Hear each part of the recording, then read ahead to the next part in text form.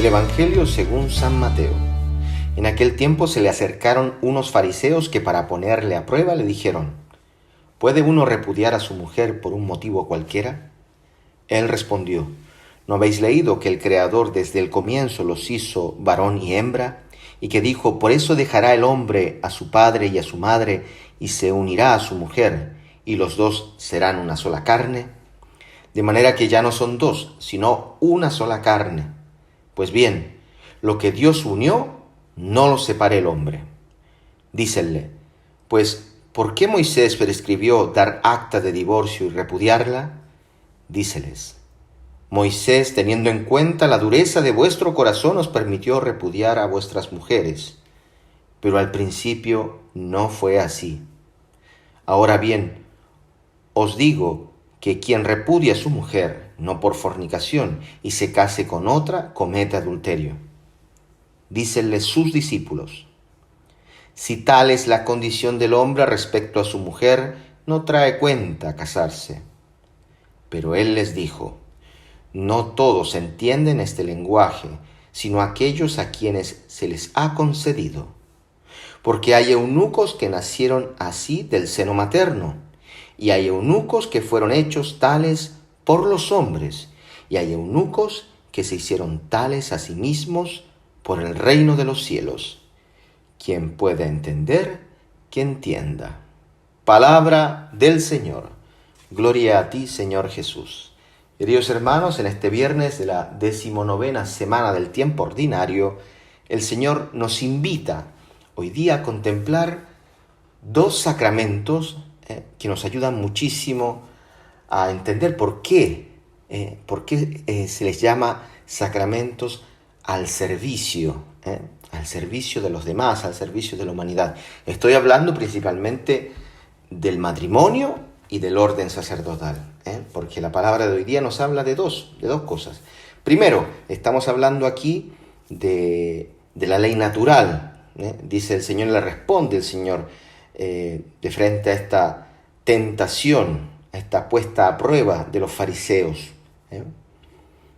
Responde con la ley natural. ¿No habéis leído, cita la Escritura, que el Creador desde el comienzo los hizo varón y hembra? Es decir, usa estos términos para subrayar la unicidad del hombre y la mujer, que son una sola cosa. Esta sí es carne de mi carne, hueso de mis huesos, dirá Adán. Esta sí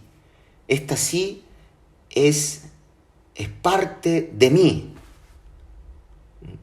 Por eso es importante la llamada a la unidad y a la procreación en el matrimonio, como elementos principales para esta misión, para este servicio.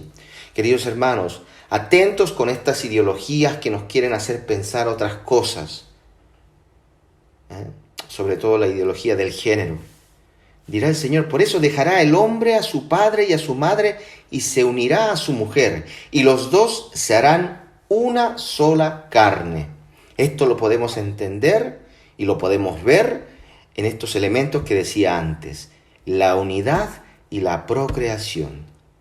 Dios nos está llamando a la unidad, a la fe. Los matrimonios están llamados a esto, a hacer presente esta unidad, esta apertura a la vida, que sean una sola carne, un solo espíritu. Otras traducciones dirán una sola cosa, de manera que ya no son dos, sino una sola carne. Interesante esto. Pensemos a la unidad de los matrimonios. Recemos por todos aquellos que están en crisis en este tiempo. Luego los discípulos intervienen diciendo: pues entonces no vale la pena casarse. Y el Señor le responde: no se trata de eso.